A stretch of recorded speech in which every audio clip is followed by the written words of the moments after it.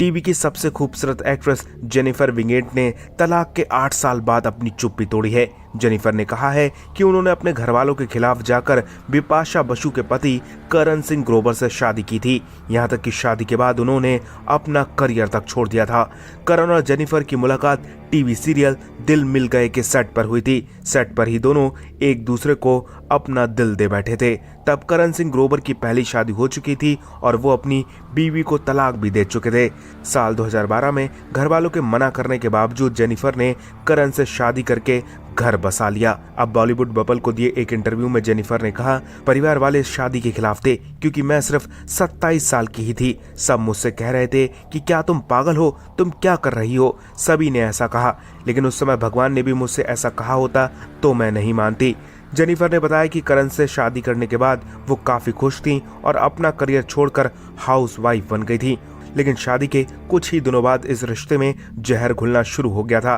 बताया गया कि करण तब फिल्मों में एंट्री कर रहे थे और इस वजह से उनका दिल जेनिफर से हटकर बिपाशा बसु पर जा टिका। जेनिफर घुट घुट कर जी रही थी। आखिरकार शादी के महज 2 साल बाद ही जेनिफर और करण का रिश्ता टूट गया। इस बारे में बात करते हुए जेनिफर ने कहा, मैंने तब सबसे नाता तोड़ लिया और दूरी बना ली क्योंकि मैं एकदम टूट गई थी। मैं समझ ही नहीं पा रही थी कि मैं क्या करूं। वो समय बहुत दुर्भाग्यपूर्ण था।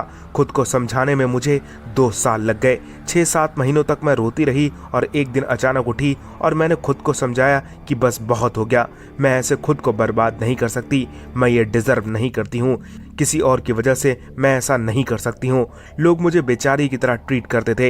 ये सब मुझे तोड़ देता था। ये सब देखकर मैंने सोचा था कि मैं घर से नहीं निकलूंगी। जेनिफर ने बताया कि उस समय वो पूरी तरीके से बर्बाद हो गई थी और लोग उन पर भद्दे भद्दे कमेंट्स भी करते थे, जिससे वो बहुत डिस्टर्ब हो गई थी। हालांकि इसके बाद जेनिफर ने हिम्मत दिखाई और वापस फिर से खड़ी हो गई और आज की तारीख में जेनिफर वेब सीरीज में काम कर रही हैं, जिसमें उनके काम की खूब तारीफ भी हो रही है। वहीं दूसरी तरफ जेनिफर को तलाक देने के बाद करण बिपाशा बसु को डेट करने लगे थे।